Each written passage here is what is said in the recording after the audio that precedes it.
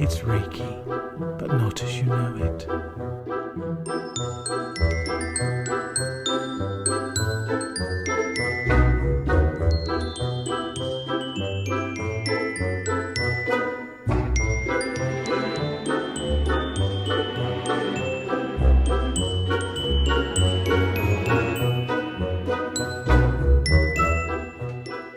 Hello, Linda. You're looking very spooky tonight. That's my everyday. It's so good to be back in the tavern. It's so lovely to be back, isn't it? It feels like months, even though it's only been a week. Yes, I know. But, time doesn't exist in most of the realms that we travel through anyway. So it doesn't matter. Doesn't matter. But there's a Exactly. cold breeze in the air and the leaves are falling and it's time to hunker down and probably have a tipple I'm not going to be too happy about. But I, I know we have quite the adventure ahead of us. Oh, absolutely. It's the most wonderful time of year, this one. It's one of my favorite times of the year as the leaves start to turn and the dark nights draw in. And it's that time where you want to sort of wrap up nice and cozy around the fire and partake in a few stories, which I Absolutely. think we will be doing tonight. And just that real sense of the end of the year drawing in, the winter is coming. It's that wonderful sense of cycles of closing down the year that we've had and coming together in order to share our experiences of the year we've had and beyond. Right. And we'll be doing all this while I drink this horrific looking tipple. It is horrific. It is. Oh, Cornelia's great. really done herself proud today. She has. Oh, I'm calling this one Dungeon Filth oh, because that's what it looks like. And if you scrape the surface, look, I've got it all under my fingernail now, and I don't think I'll ever get it out. But if you just scrape the surface, it, what is that color? I don't, a cross between dirty straw and bodily something or other.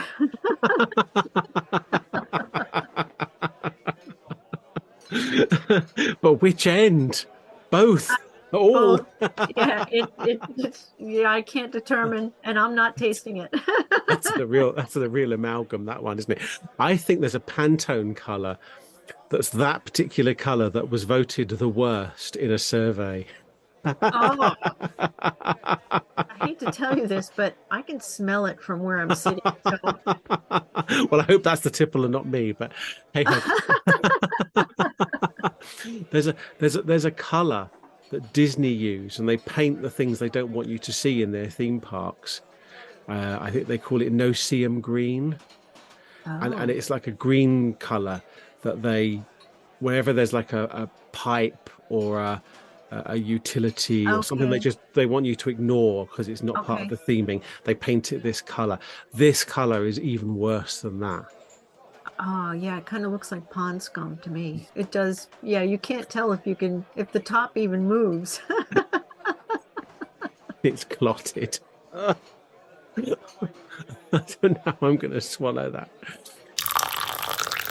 Yours is interesting.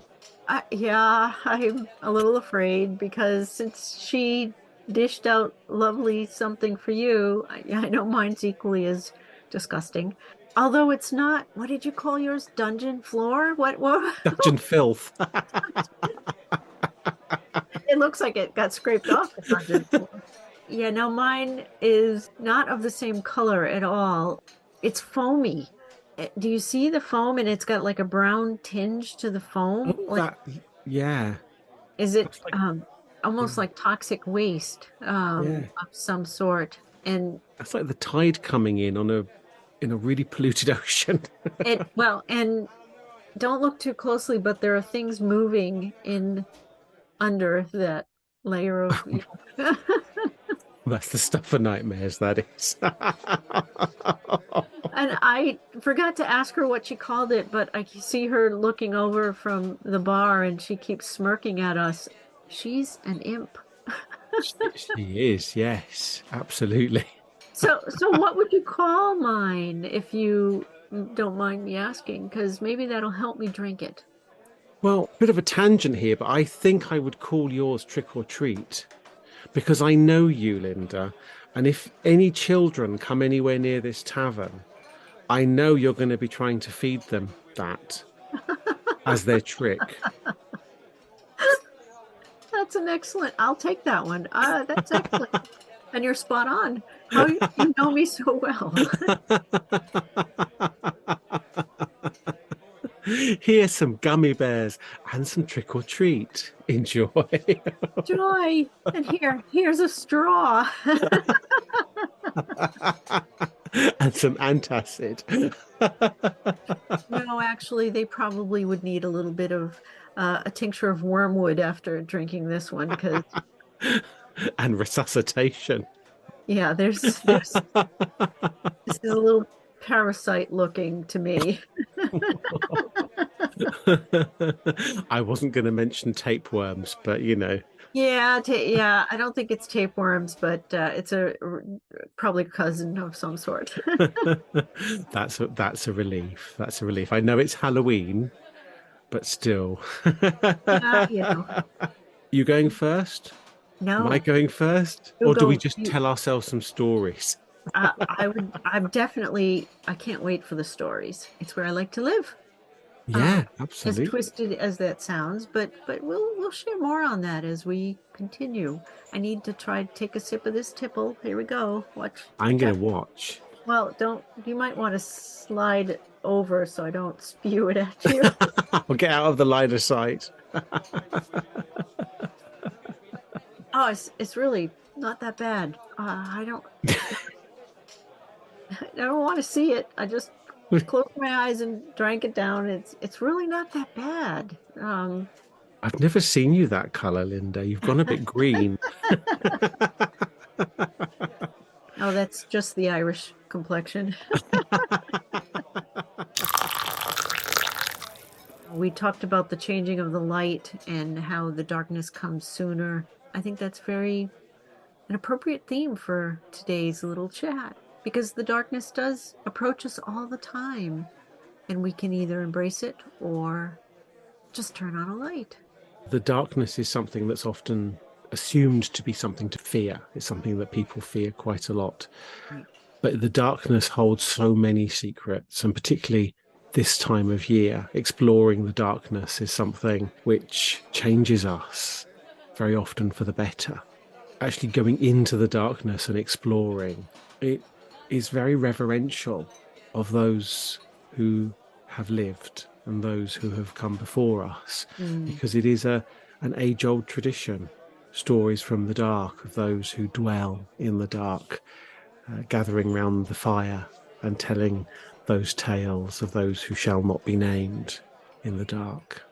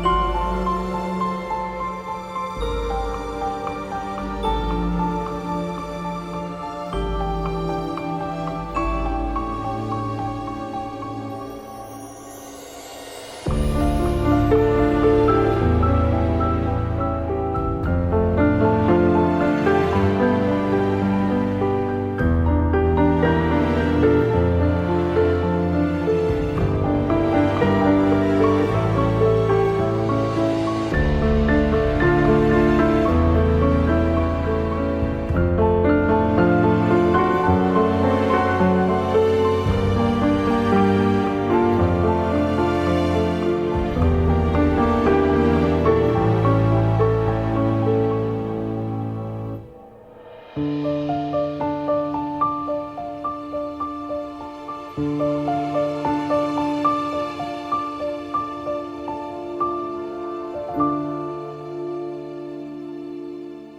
kindness offered by one whose only motivation was compassion for her community, for the people she knew so well. A kindness offered in service of those who needed a little care, a little support, a little kindness. Such a little thing, so freely given, a salve for the wound, a sip for the sick, a knowing hand for the mother, and a hand held tenderly for the dying. Not a little thing for the lonely and the desperate, the lost and the afraid. Not a little thing at all.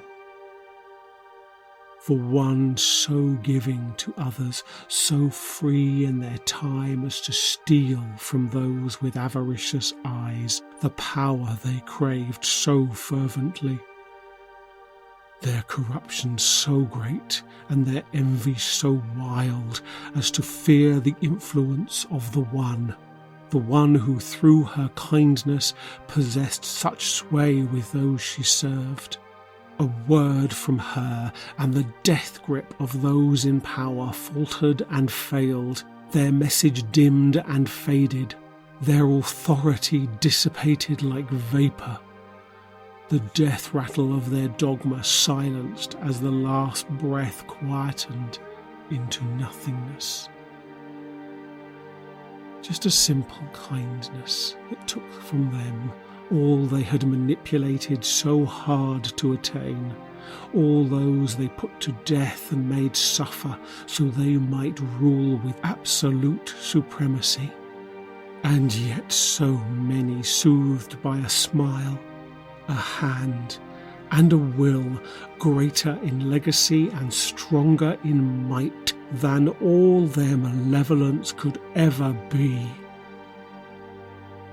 The men in black and red, with black hearts and red hands, and a woman, kind and strong in a way they could never know or understand.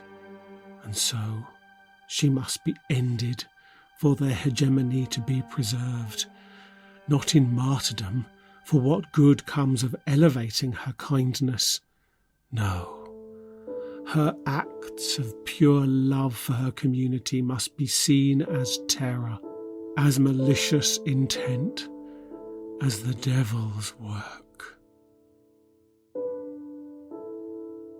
For a church to remain in control, its followers must be made loyal and absolute in their faith, true only to the church and her representatives, for there can be only one queen in the hearts of the people, and this usurper, with her tending to the weak, the sick, the expectant, and the dying, needed to be dethroned. Their prayers were answered in 1450 with such an innocuous little thing, a device so simple in its manner and execution as to be a foible, a humble trivia. Yet the force it unleashed upon the world made a simple word louder and more compelling than kindness could ever proffer. The printing press, the ability to take a word and place it upon a page that would preserve that word, spread it, fix it into the psyche of the reader, a word that would cause fists to clench and souls to corrode, a word that would be responsible for the death of thousands of innocents, a word, the word that even today causes many to shiver in fear, a word.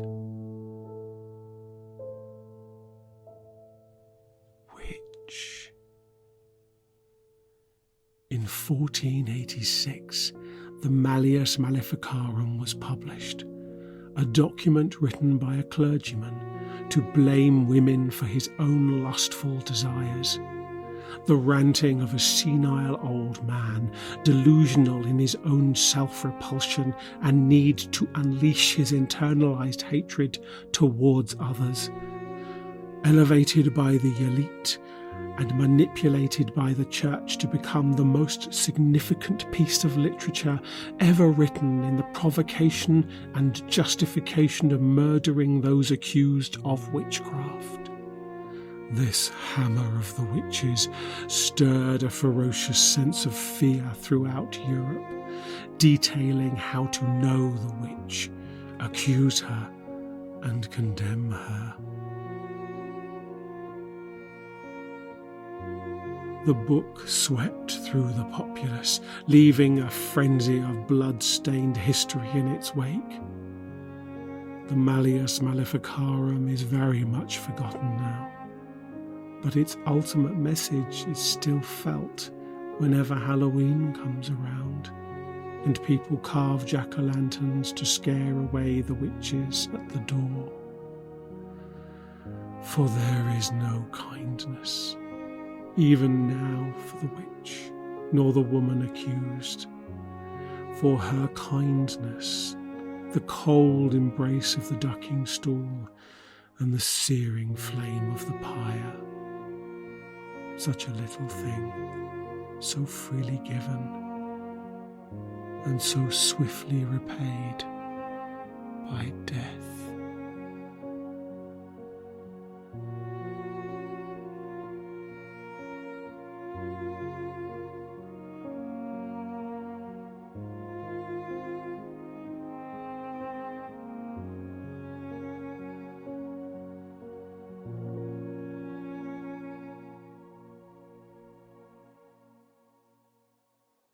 In terms of the Reiki community, there is this sense, or therapy community, or even broader than that, into the New Age community. There is this real sense of love and light, and then you just scratch the surface, and there is this darkness. Yeah. It's not sort of the ghostly supernatural sort of darkness. We're not going into that territory. It's sort of the horrors of humankind, I think. Yes. Is the darkness. It's the abuses, the traumas, the stuff we haven't dealt with that's twisted and contorted over and over again within a person's psyche. And it comes out as the need to cause harm, the need to be right. It's twisted around ego and a sense of distorted self. Yeah. It's playing out childhood experiences with parents and the games that children play with their parents, and how parents traumatize their kids in very malicious but sort of perhaps subtle ways. Right. And all of that gets contorted into this mess, and it just sits there bubbling away. And people who are trying to heal it and coming to the healing community to heal that, and then immediately that thing that Reiki does, and Reiki therapy particularly does, which is, Yeah. I've got the power. Right. Right. I'm a Reiki master. And that actually gets in the way of one's own healing. Absolutely. Absolutely. And so you scratch that surface, and all of that starts to ooze out. All that pus comes out.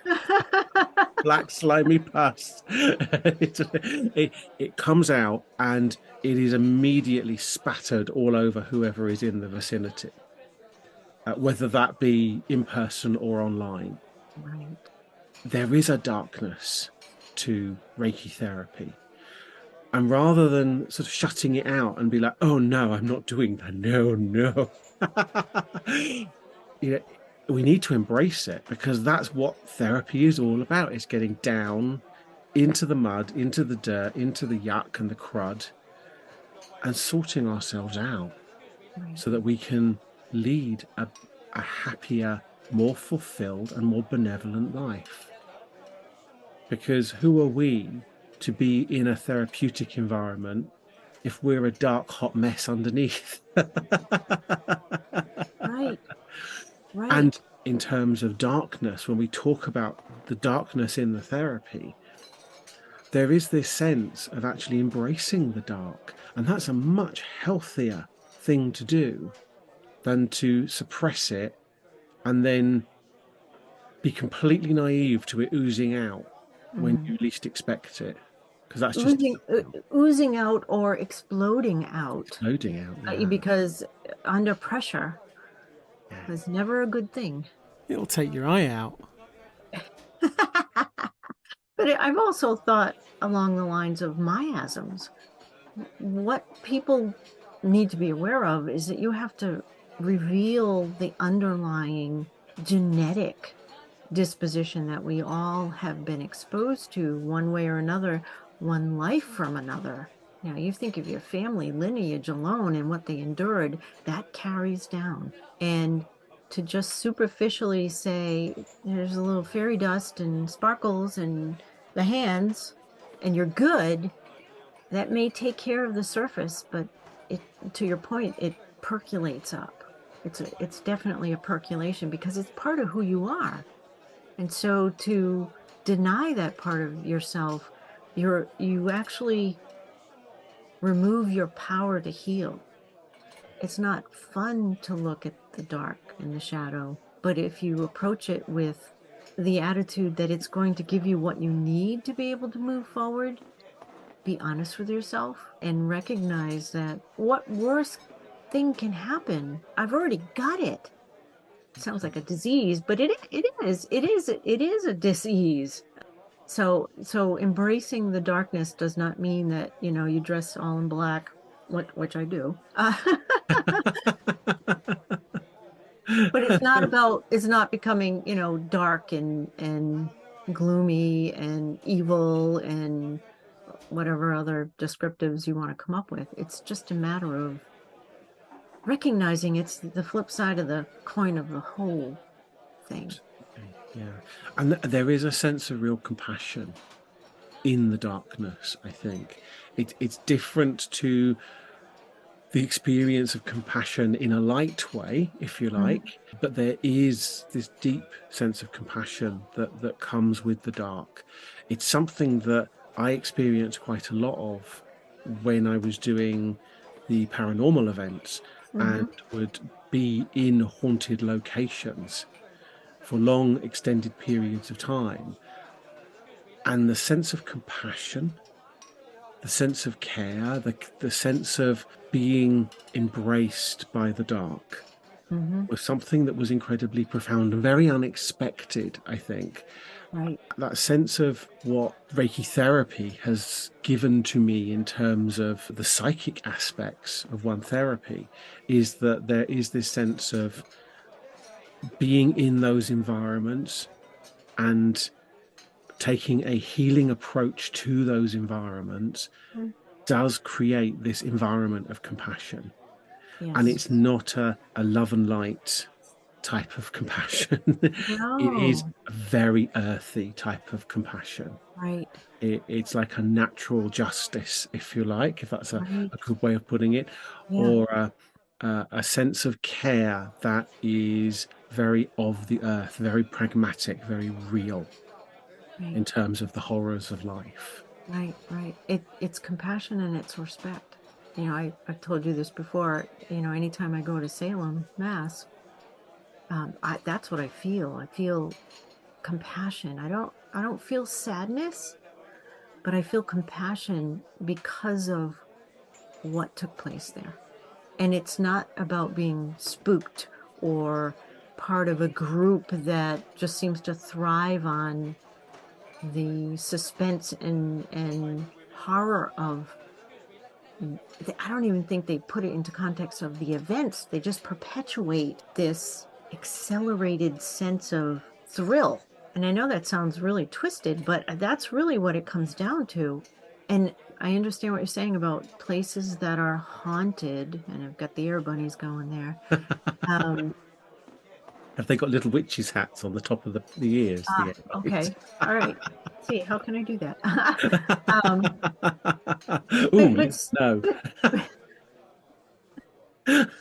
but but there's, I mean, you can think of any haunted place that you've visited and you think about what what's really the underlying shadow of that place and events that occurred versus what it's being almost commercially portrayed as now. That's night and day in and of itself. Absolutely. Yeah. Yeah, definitely. And I know that sense of the excitement, that sense of, oh, I know that because I've experienced that for myself, and I do experience it when I think of haunted locations. Yeah. There is a sense of excitement to it. There's an energy of a feeling inside which is electric. It's Mhm. anticipation, and it is touching the unknown and the paranormal, which is exciting. Absolutely. And then there is that antagonistic excitement. Mm, There is a different side to it. And there are many forms of excitement within paranormal events. There are those who are antagonistic and essentially want to dominate mm, and work in this ethos of domination and submission. There are those who want to prove, and the excitement for them is the chase, the provability, the science behind it, getting evidence. There are those who want to, or not necessarily want to, but those who naturally splurge themselves into the environment, and the environment sends a sense of healing indication back. So they're the ones that you can understand from what's going on in the environment, what healing needs a need in the room. And then there's that sense of excitement of the adventure, the exploration, the sense of compassion that I hmm. talked about, and being in that environment and having dignity, respect for those who have lived, suffered, died Hmm. in that place and beyond, because it's not just the dead. When we're talking about haunted locations, there's lots more that goes on there Right, beyond right. a sense of the dead. What has been very interesting in terms of the paranormal events and other paranormal work that I've done in the past, very often when you go to these locations, there's some form of dungeon, torture chamber, oubliette, prison cell. There's this sense of captivity and being trapped by Hmm. the environment, human beings being incarcerated. And those places tend to be some of the darkest. Mm. And when you step into those environments, you can experience physical pain Right. in those environments as your nervous system starts to react to what you're encountering, and Exactly. what you're encountering starts to interact with your nervous system. It can be incredibly painful.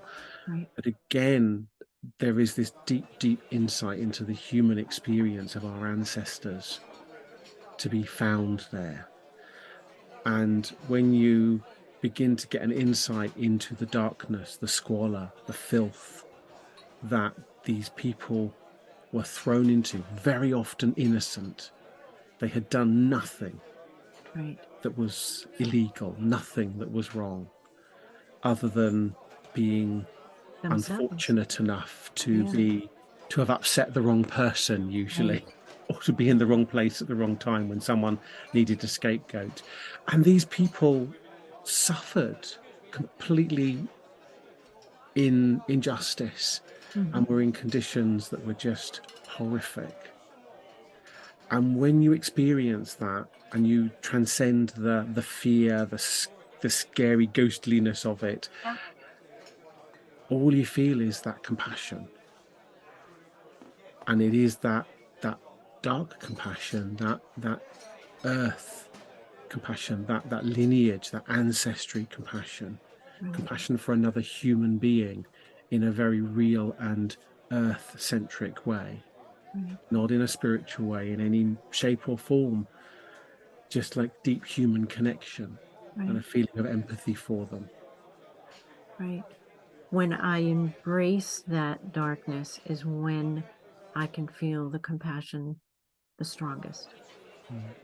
as compared to sugarcoating it. and just kind of going with whatever the definition of others has created of a place or people or what have you. For me, it's you got to get down. You got to get down under the crust of it all to be able to, for me, to be able to experience it in a way that's, for me, again, I know I keep saying for me, but I don't want to speak for anyone else. It's when I can feel my most genuine emotions towards it. It's extraordinary how our ancestors, people throughout history, have experienced things that we cannot imagine. And this sense of what humans have done to other humans throughout history in many different shapes and forms is a lesson from history for us all.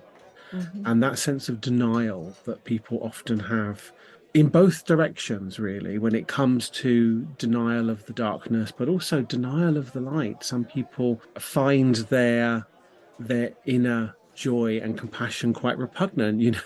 There are people who avoid that side of themselves because it shows weakness, because it's all bound up in some childhood trauma, etc. Right. But a lot of people, and particularly in the therapeutic community, in the New Age community, do have this aversion to darkness. And for me, that is challenging because it's only by acknowledging those things that we can appreciate what went on and stop it from happening again in all of its shapes and forms, because those things still happen. There is still persecution that Oh, happens in the world. absolutely. There's still blame for people who are completely blameless. And there is still this sense of, I want to cover up my misdemeanors, so I'm going to blame that person to distract attention from what I'm doing. And this goes on in plain sight Right. every single day. And when we look particularly to things like the witch trials of the 17th century, and that religious persecution that was happening, and the whole melting pot of religion, and the blaming of women predominantly of being witches, when actually it was just the cunning folk, the Mhm. wise people of the towns and villages. But they had this sort of aspersion of being witches, and they were in league with the devil and everything, not because there was anything sinister going on, other than them being very benevolent, caring, healing people who were just people trying to live their lives and look after their communities, but because someone somewhere needed somebody to blame, needed Mhm. someone to take the attention off of them, or needed some form of benefit or promotion or money or whatever. Manipulation. Yeah. Yeah, Manipulation and is a big one as well. absolutely, yeah. And this was very prevalent in the Pendle Witch Trials. The family feuds that were going on. Right. It, oh, I don't like that person. That person wronged me a few years ago. I will point the finger, and Yeah. immediately there is an injustice that has Right. gone on, and that happened to horrific effect back then, and it's still happening today. Yeah. And when we turn a blind eye to it, when we say, no, I don't want to look to the darkness because it scares me, because I don't want to think like that, because, I only want to look to the light, it stops us from seeing the truth of Right. what's going on. And it blinds us.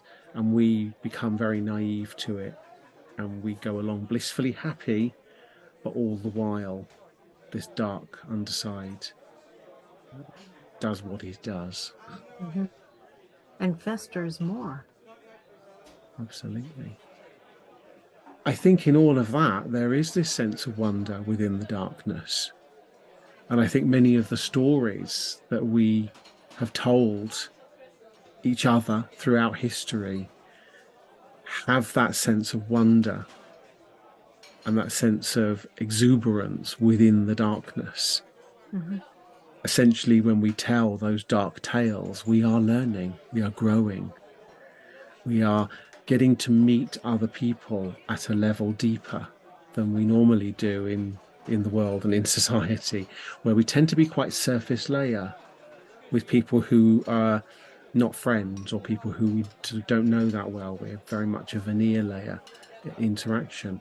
But when you start to explore human nature and humankind and you go into the depths and into the darkness, you begin to meet people at a deeper level.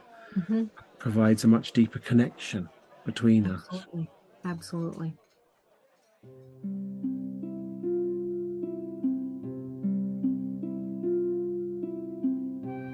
In the autumn, many travel to Salem. It's located on the north coast of Massachusetts, just above Boston. But for some, they never visit during the Halloween season. She was one of those. For she tends to shy away from large crowds and prefers to experience the place without the crush of so many people. This year, as in many years previously, there is an annual uproarious celebration of Halloween where hundreds of thousands return each year to enjoy haunted harbor cruises, spooky tours, and of course food where spirits are in abundance. As she reads the advertisement for this year's bash, something catches her eye. During this year's events, attendees are promised a chilling rendition of Halloween that no one should miss. And for the first time, she decides to attend in spite of her comfort zone being pushed beyond what she would normally choose. On the evening of her adventure, she arrives with a few friends standing in the center of town, full of curiosity and anticipation. And yes, for her, a bit of uneasiness. But the friends she is with are full of fun and boldness, so she follows along. And this is where her story begins. The autumn night air is crisp as temperatures are starting to drop. Daylight has become shorter and the trees have begun to shed their leaves. There's a pleasant aroma all around where ocean air and the fallen leaves blend and surround them. With each footstep, her boots crunch along the cobbled path, releasing more scent into the air. She is warmly dressed with a long, dark woolen cape covering her for warmth. She and her fellow travelers approach a small raised stage area set in the center of the street, where they see a woman dressed in a richly colored aubergine cloak.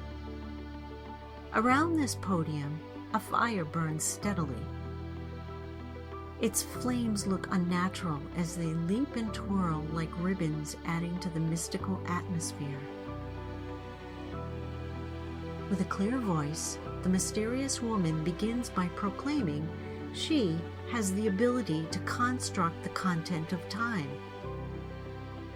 She pauses just a moment, then continuing, she says, "Welcome, fellow travelers. Gather closely around the crackling fire as I tell a story of lives interlaced as one. Through the centuries, what we have been taught and learned reinforce our hopes as well as our fears.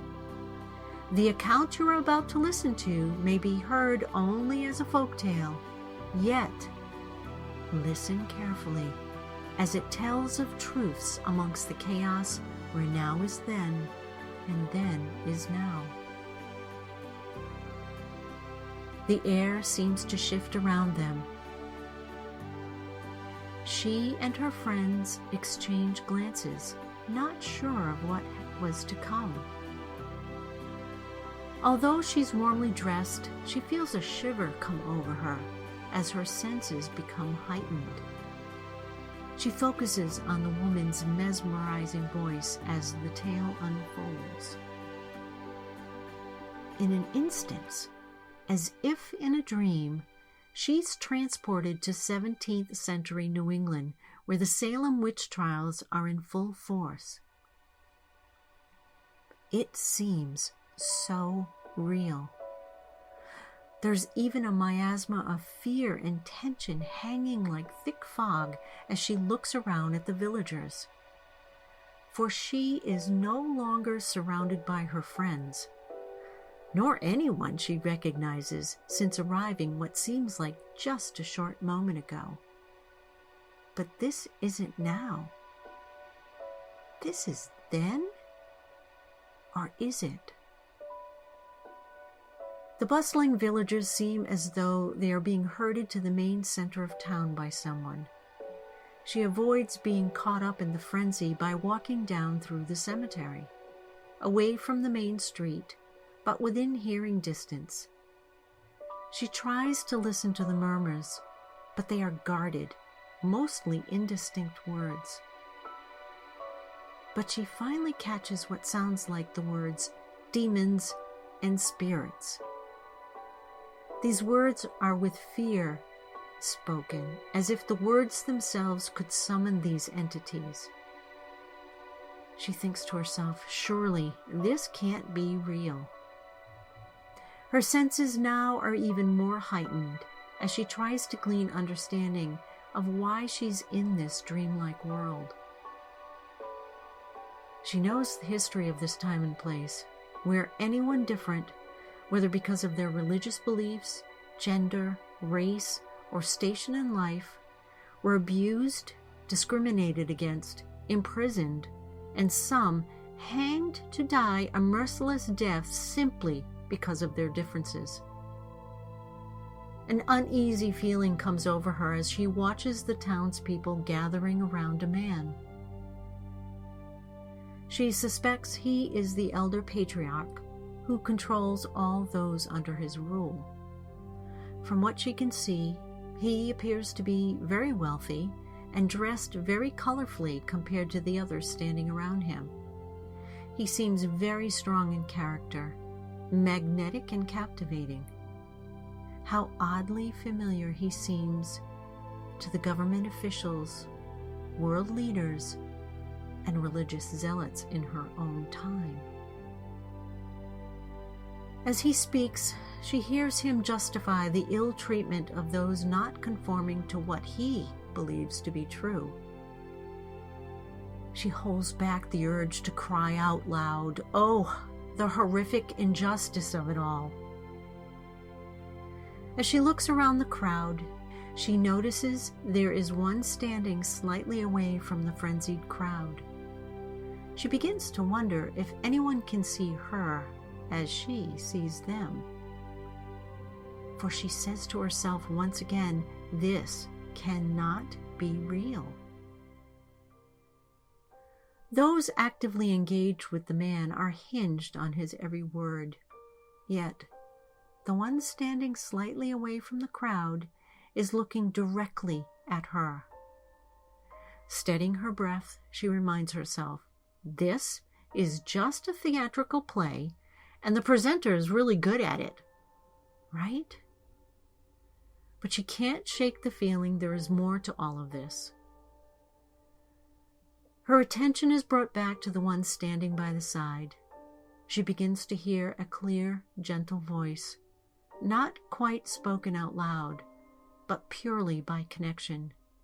That unseen thread which binds us all as one. The message is very clear. We can assertively make a difference. We have daily circumstances that make it possible to do something. The universe can and has provided experiences in which we can choose wisely, not driven by fear, ignorance, politics, religion, or because someone else tells us how to be, but by being who you were born to be. You have the power to break the chain, alter what was in a way to heal all those who come afterwards. The booming voice of the elder man breaks the conversation, and the small gathering of people around him cheer and raise their voices, working themselves into a loud frenzy of hysteria. She closes her eyes, trying to maintain her calm. As she breathes deeply, she feels herself being shaken by the arm. When she opens her eyes, she's standing back in front of the woman in the long, dark cloak. The fire is still burning steadily, but its flames are less and seem to be winding down from their task. As she looks around at her friends and all the other people, she hears them applauding loudly and with such zeal. Everyone seems the same, but she knows she is not the same. She's changed, transformed. She knows we all have choices, and every choice counts. We each have our own perspective, and then there's deep truth. And the power of that deep truth can cause life-changing happenings. Folktale or truth? Only you can decide.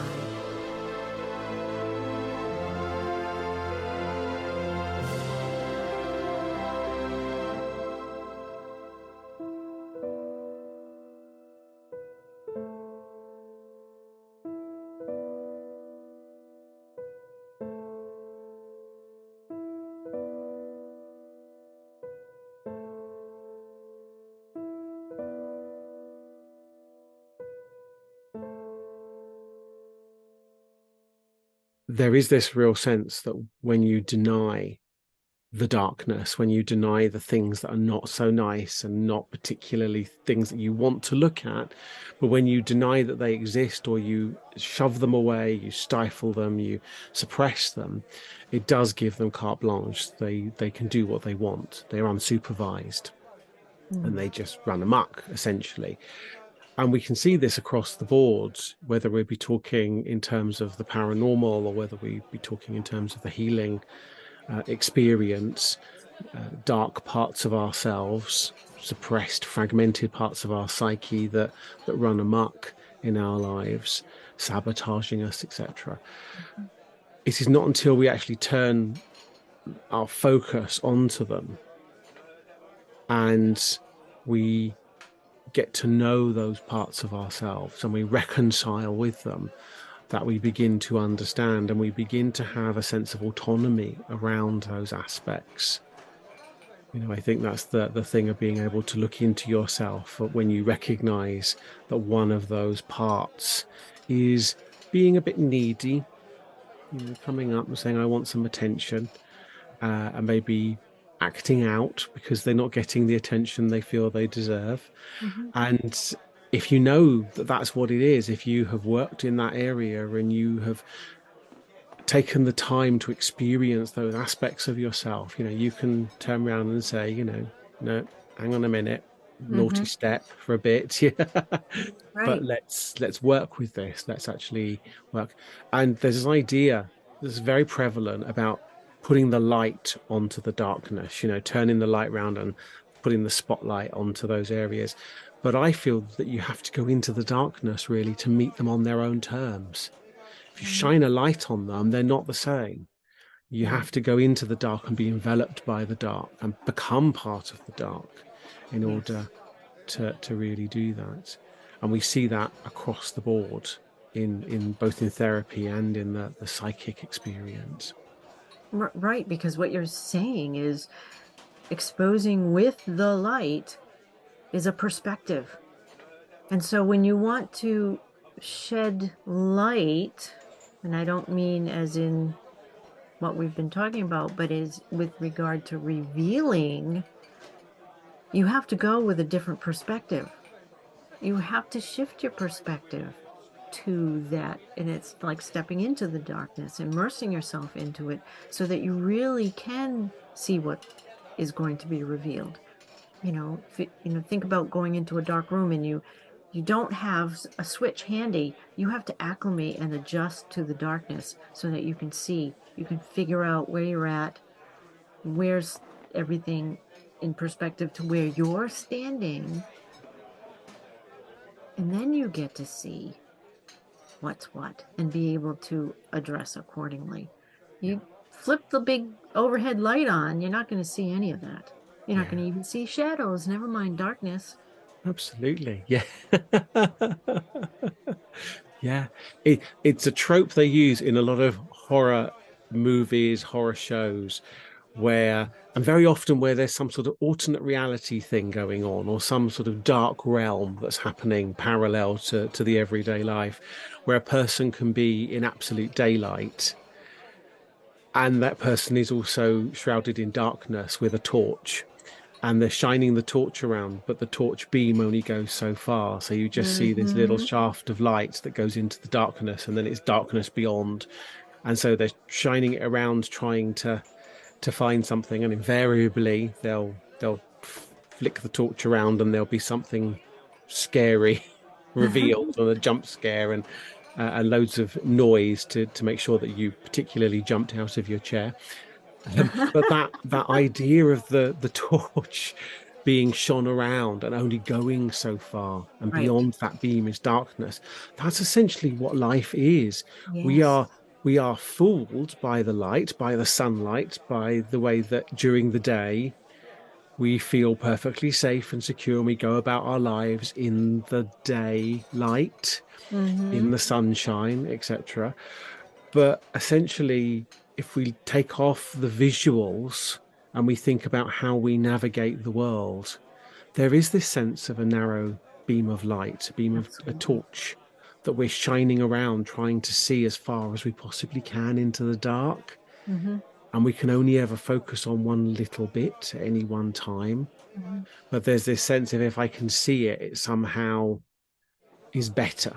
I feel a little bit safer, or I feel a little bit more scared if I can see it in some cases. But taking this into a paranormal environment, a haunted house, for example, or some haunted location, and people often have their torches on because they need to see where they're going for a start, but also it gives them a sense of safety. It gives them a sense of security if they've got a little bit of light so they can see what's going on there. But one of the things that I used to love in those haunted locations was to turn the light off Mm. and just to walk around in the darkness. Obviously, I knew a lot of the locations very well, so I knew where perils were. I don't advocate walking around a strange location without a torch, but because I knew those locations, I was able to sort of walk around without torchlight on. And the experience is very, very, very different. It's thick. The air is thick. It's not like you're walking as you normally would. It's like you're going through a soup, Mm-hmm. because there's so much experience and your body is just soaking it up and trying to make sense of it in the dark. Mm-hmm. And it would very often feel that sort of sense of bracing like I was about to encounter something. And when you know you're about to fall over, or when you are falling and there's about, and you brace for it, Mm-hmm. it would create that sort of sense in the darkness and bracing.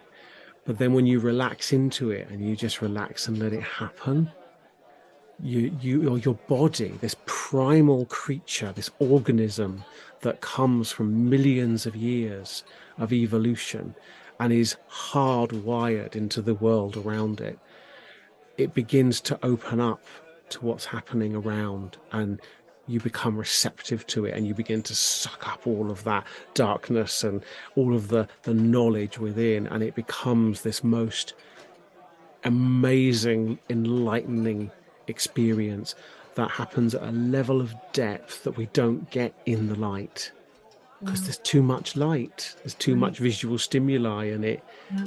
tramples all over the, Right. the deep experiences in the dark. Right. When there's too much light, it triggers the control aspect of perspectives. It triggers, I am superior to this because I can see it. When you let go of those things and allow fear to stay in the back corner where it belongs, that's when your senses, as you were talking about, your chemical cocktail that your body releases is something very unique and different than when you see it all clear as day. And really, if we think about our ancestry and particularly going far back into the human experience and beyond, we were so adept at being in our environments, our natural environments. We to survive, we had to be aware at a degree that we just don't have in modern society. We don't need it. We built a world around us. We've built the human experience around us. So we don't need that same level of survival, sensation, anatomy, experience that we did back then. Mm-hmm.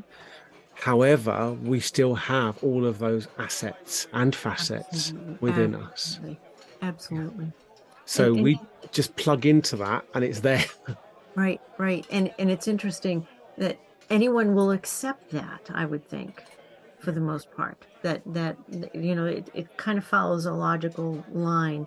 Well, our ancestors had to be very in tune to the environment that they were living in all aspects, from the moment they open their eyes to, down for sleep. And even during sleep, they were just wired to be very alert at all times. Absolutely. And most people will agree with that. And to say that we still have that, that's where the doubt starts coming in.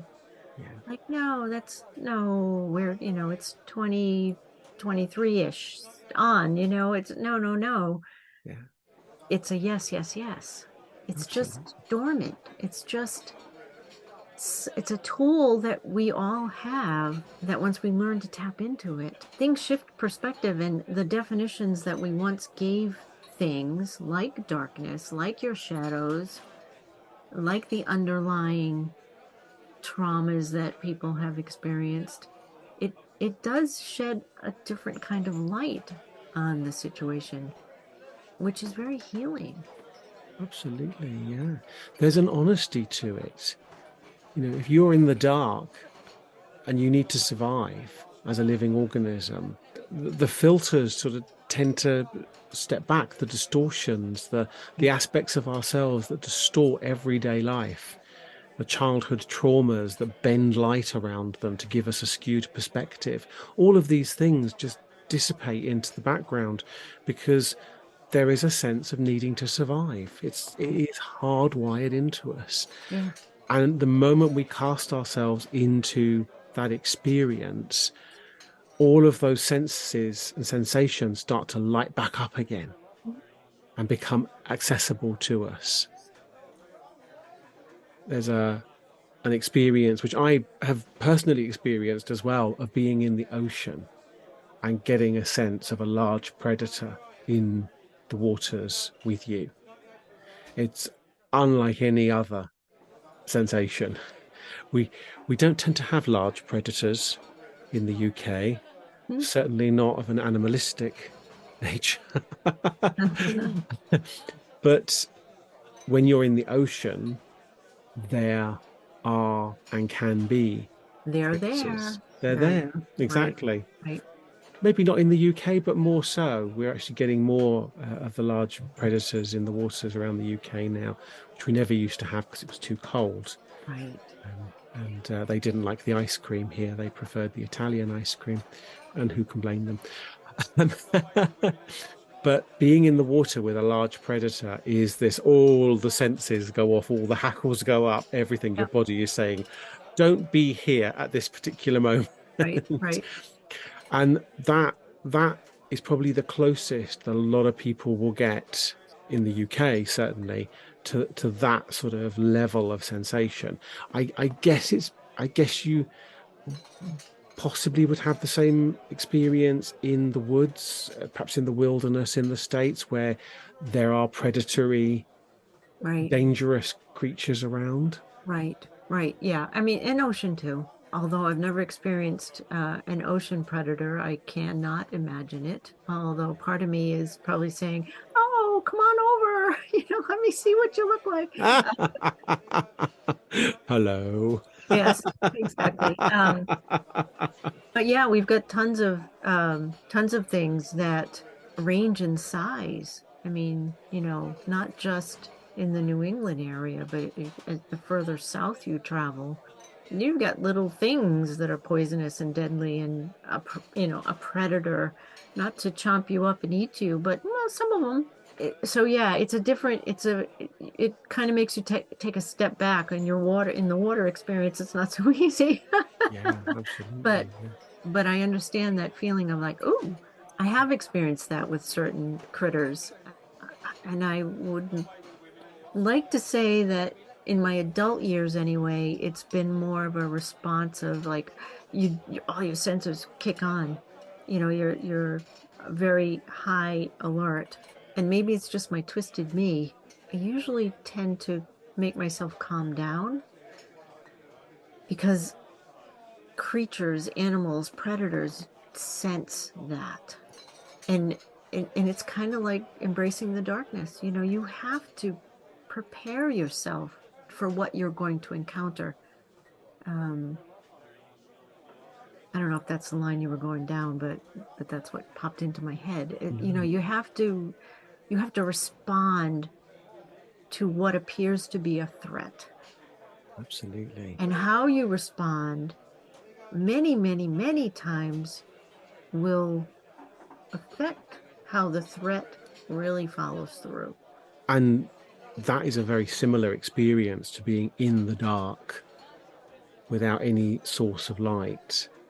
And particularly in areas of paranormal event and experience, being in the dark there can create a similar, it's not the same, but a similar sensation of some form of Something's out there. something's out there. There's something there, and you begin to sense something.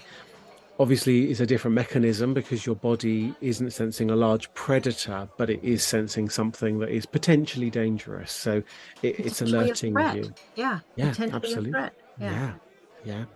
And that same mechanism of calming the experience and calming the sensation and calming your physiology Hmm. in order to meet that threat in a balanced way, in an equal way, rather than making yourself into lunch. That same sense is so valuable because very often what our bodies perceive as a threat in a paranormal experience is actually a benefit. It's Hmm. actually some event, some experience is about to happen that can be incredibly beneficial, incredibly restorative, incredibly healing Hmm. for us. So the ability to regulate our nervous system and actually approach that experience with a sense of having our stuff together, Having our wits about us. having our wits about us, yes, with a pep in our step. That is really important. Yeah, yeah, It's the absolutely.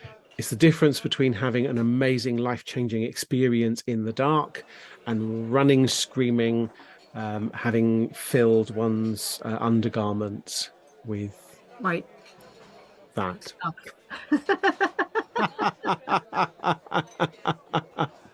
With one of Linda's tipples. I'm tired of having gross tipples. We need to change that. I have to talk to Cornelia. Only nice tipples in the building now. Thank you very much. If it's not vibrant and tasty, we don't want to know. Yeah, I don't want any more gutter slime. No.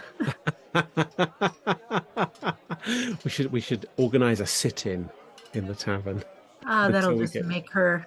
make them even more disgusting. I know. It'll provoke. She, she'll enjoy that, as we would. Yes, We were yes, making tipples for somebody, and they were complaining about for the sure. color and consistency. We would make them worse, wouldn't we? Absolutely.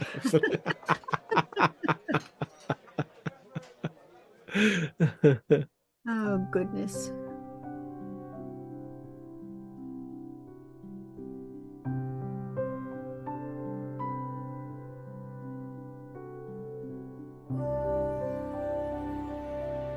Just a few pins. That was all she asked for. Just a few pins. Such a small and insignificant thing. Yet those pins would have fed her family, kept a roof over their heads, helped them stay alive for another cold and brutal night.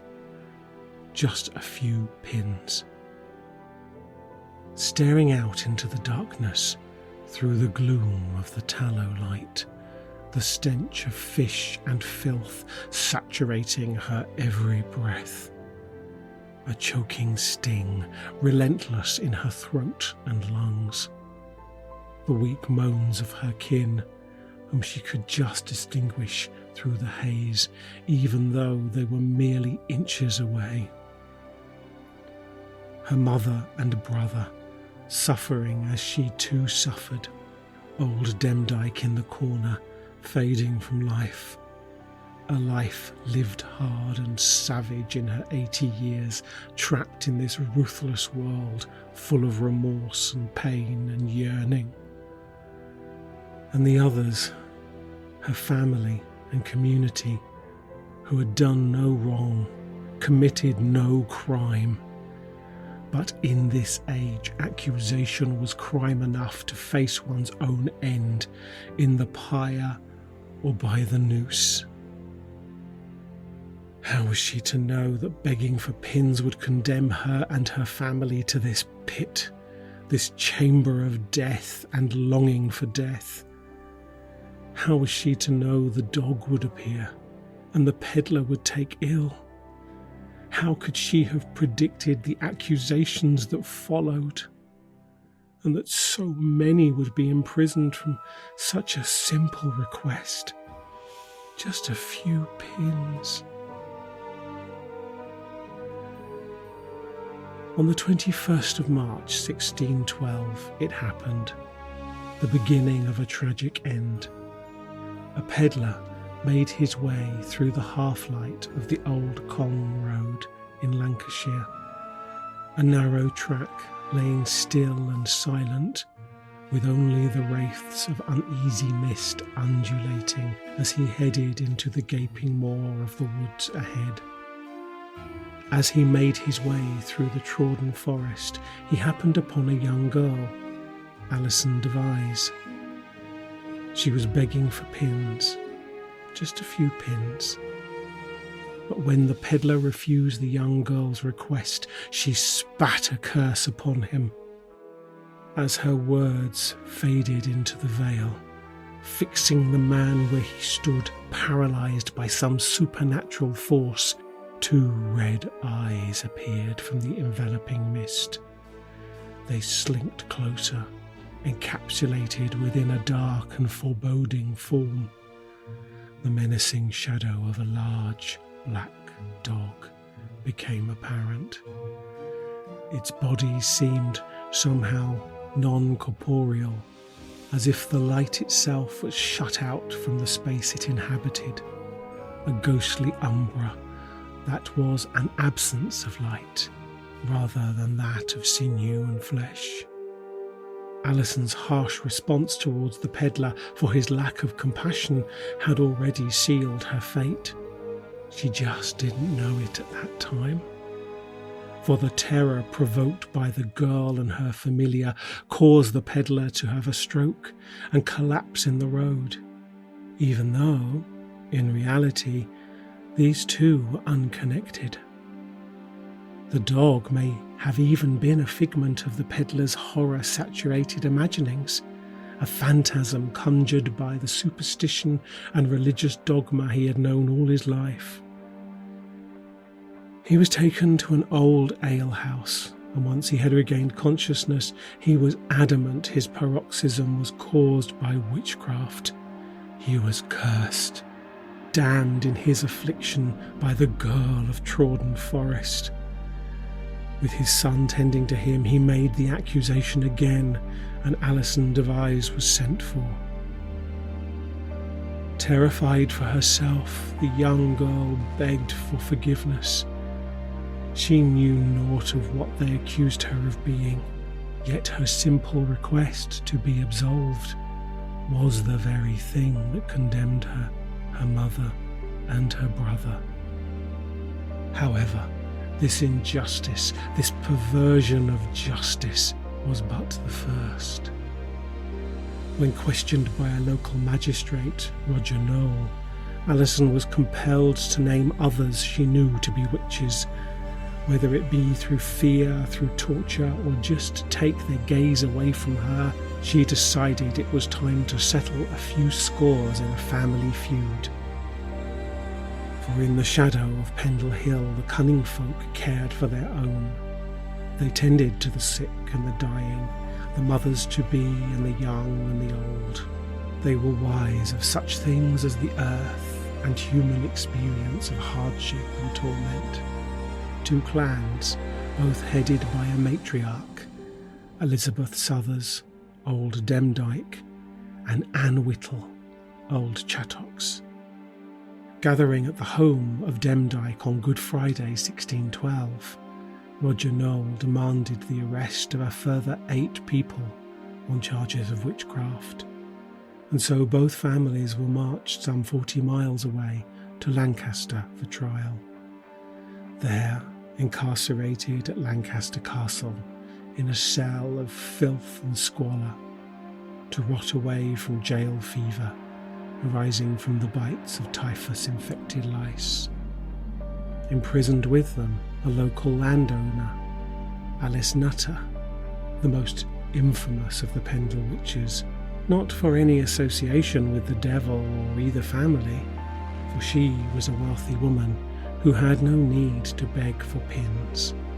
No, she was unfortunate enough to be embroiled in a land dispute with the magistrate, Roger Noel. Seeing an opportunity to steal her land for himself, Noel engineered accusations of witchcraft and evidence levelled at Alice Nutter. Old Demdike, now in her 80s, died in jail, a glorious release from the agony of life and that place and the fate that was to befall her kin. For on the 19th of August, a verdict that was inevitable from the first accusation saw the Pendle Witches sentenced to death. 10 people, 8 women and 2 men, died for those pins.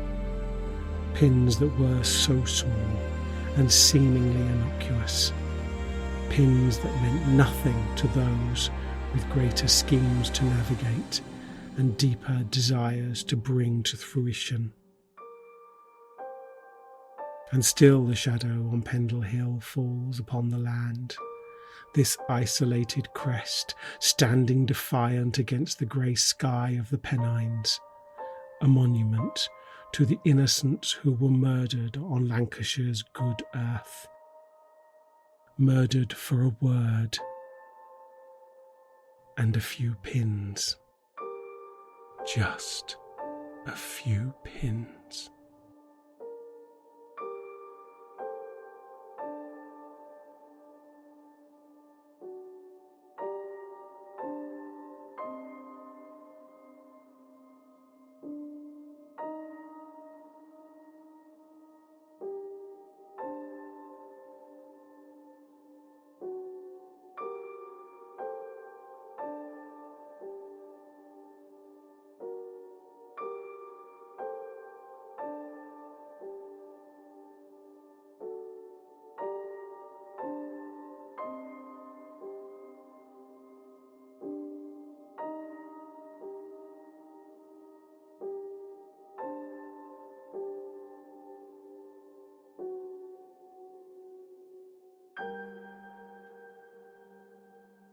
So in Rhode Island, there's a ghost story that still maintains its popularity, and it's about a young girl from Exeter, Rhode Island, where in modern terms, her family all suffered and died from tuberculosis, which back then that was just a cursed disease, and there was a lot of ignorance and fear associated with that back then because of lack of medical knowledge. People started becoming stressed and fearful about what was happening. And they accused this young girl, her name was Mercy Brown, who did die. And the crazies of the town, and I'm assuming it was the elder males, decided we're going to exhume all the bodies and make sure there's nothing wrong or, evil going on. And the exhumation happened in January. And January in Rhode Island could be really, really, really, really frozen cold or mild. And I think at this particular time it was really frigid. So when they exhumed the family members who had been buried earlier, they all looked at the proper decomposing states, whereas Mercy was put in a crypt. Well, that's like putting her in a morgue and keeping her chilled. So when they brought her out, she still had her coloring was good. She didn't look dead. And they immediately accused her of being a vampire.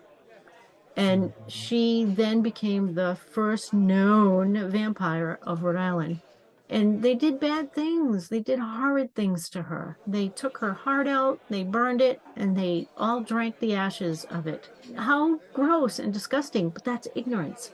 Absolutely. Yeah. That's how frenzy craziness happens.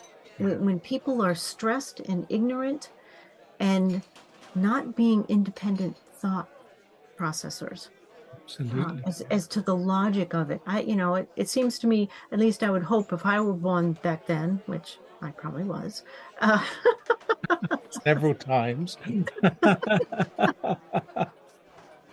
But I would think that, I don't know, I can't imagine being so blindly led to believe in something that has no foundation except my own fear fueling it.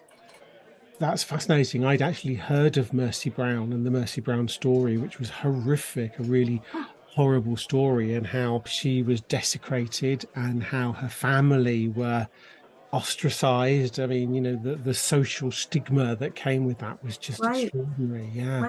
Right. And it's just horrific to think that people in power who could see how the lay folk could get sway in their communities just by doing good and helping others, and they didn't want them to have that power because it diminished power in the church primarily. Right. That they manipulated this idea of witchcraft and witches to create public fear and to make people so frightened that they wanted to put to death anyone that had sway in the community, anyone that was helping the community and therefore that on the ground level power. Right. And it's just extraordinary, how people can be swayed by fear at things that are completely and utterly untrue. Right. And we still see that today. Yes. Just have to look at the political landscape today and realize how many people believe, really, truly, with everything they are, believe in utter lies. Right. And will behave so appallingly to their fellow human beings because of some doctrine they believe, whether it be religious or political or whatever. Well, whatever, yeah. And those same witch hunts do happen today. We can see it very, very clearly. Not necessarily in terms of the healers within a community, the carers within a community, but when you look at how certain segments of society are targeted so that people in power can distract from what they want to distract from. Yep. And, we see it now in terms of how women have no autonomy over their own bodies in some places. We have the witch hunts of drag queens and the queer community, how migrants from other places are demonized. These are all exactly the same mechanisms and social mechanisms that happened back then. And it's horrific to It think is. It still is. goes on. It's extremely horrific. And all I can say is that each of us has a choice every day. And it doesn't mean you get up on the soapbox and proclaim anything to try to redirect. I mean, if that's your gift, so be it. But it's in your day-to-day choices Absolutely. Yeah, that can make a difference. Um, absolutely. it, it's not one person. Yeah. It's everyone. And I think this is the thing, when we look around at our own communities and the people around us, those people, those human beings that we see on a daily basis, that we may meet, on the street or in our local areas, these are the people that we have connection with, that Right. we have community with. And to vilify or demonize a member of our own community because of what someone we don't even know and will never meet and is literally out for their own gains, to desecrate our own community like that and our own communities is quite horrific. Mm. But as you say, the way forward is not to buy into it, not to try and polarize against it or oppose it in any way, because when we oppose, we give more power to it. Absolutely. It's just being compassionate in our own communities, in our own sphere of influence. And that's why, in terms of one therapy and the one therapy community, it's so important that we support each other and care for each other and focus in on the real world value that we can provide for Right. others when those people are demonized or vilified or have their rights stripped from them, Mm. and that what that does to their psyche and where it places them in terms of their psychological well-being. They're the people that we have to be there for. They're the people that we have to make a real difference for and strive for, Right. just as those cunning folk did back then for their communities. Yeah. Yeah. Very Fantastic. cool. I didn't realize that Mercy Brown was Rhode Island. Yes. And she's considered South County from home in Rhode Island where I live, but yeah. Oh, And you can still visit her gravesite, and I'm not sure if the homestead is still there, but it's a you can visit.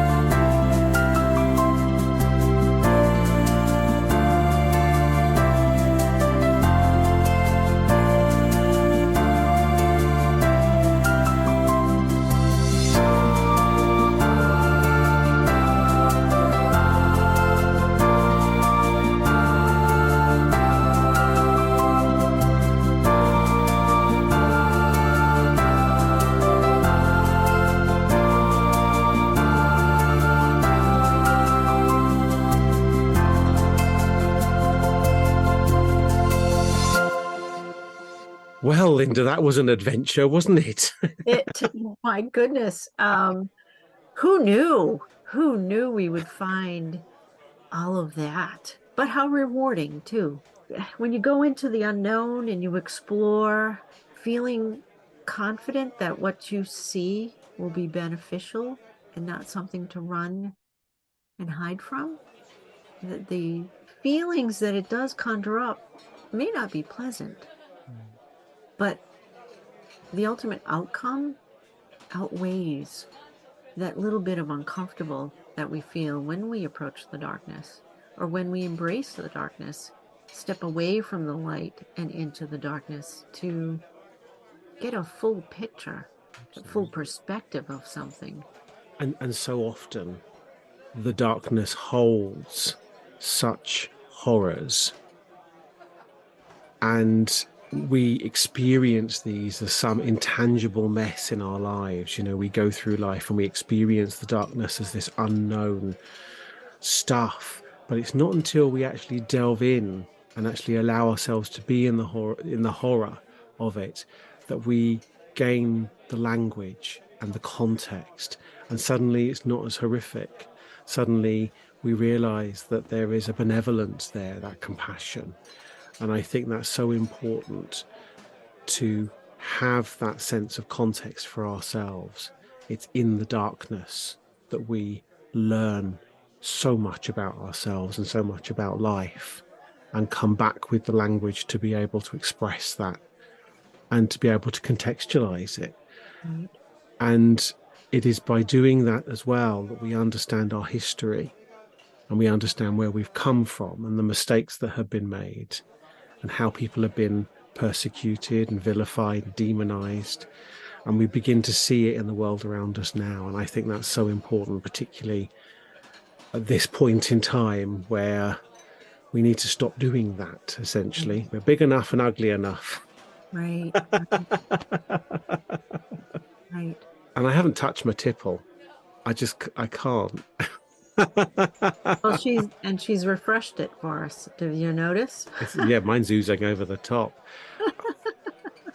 I have more things floating around or whatever the heck they're doing down the bottom. I have a feeling that if I drink that, I'm going to leave teeth marks in it. It's that. Oh. It's chewy. It's crunchy.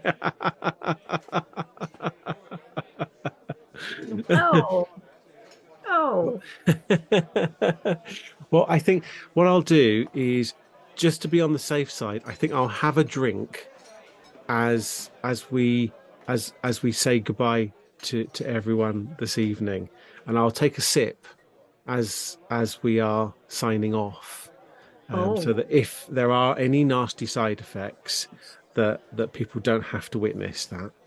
Yes, and turn your chair around. I don't want you facing me when that happens. That may not be any better. Thank goodness we have a table in front of us.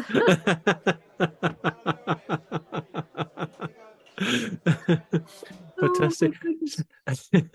Thank you everyone for joining us this evening. I hope that you've been not too scared, and that's by the sense of humor. But have a wonderful Halloween, whatever you're doing and wherever you are, and I hope you have enjoyed the adventures with us this evening. Yes, and we'll see you again very soon. Absolutely, because there are more adventures to come and more stories to be told. Yes. Oh goody. Fantastic. So I've got my tipple here. I do too. I have to finish it because I don't want her to be offended, because the next tipple will not be any better if I reject this one. I'll sit in. We're going to sit in, and we're going to wait until we get nice drinks that are nice colours. Maybe. Glittery and unicorns. So thank you everyone, and all that remains to be said is now and always be enchanted. Enchanted. You've been listening to the It's Reiki But Not As You Know It podcast, hosted by Martyn Pentecost, originator of One Therapy, and Linda Hadzinski, guide and companion to the One Therapy community. Find out more and to join in the conversation at onetherapy.com. one-therapy.com. It's Reiki. but not as you know it.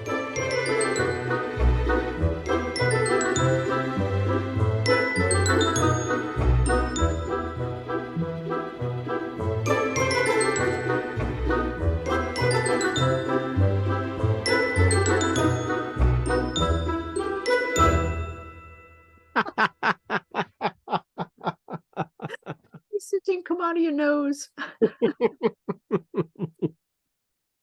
Give it time.